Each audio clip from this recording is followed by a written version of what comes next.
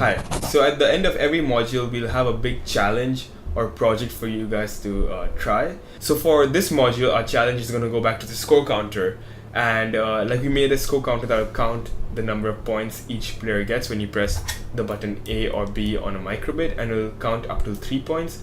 Well, we're going to introduce the concept of Deuce. So if you've ever played a racket sport like tennis, I think badminton, and a few other sports in fact, they have a concept of Deuce. What Deuce means is if player A has 2 points and player B also has 2 points, you don't need 3 points to win anymore. Now you need 4 points to win.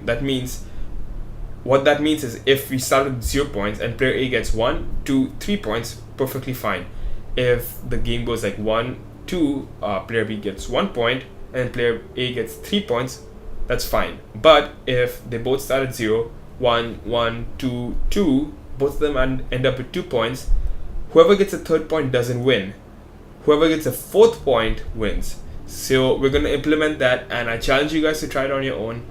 If you're having difficulties or if you're struggling, go to the next video with the answers. And congratulations on finishing the first module, Introduction to Programming on the Microbit.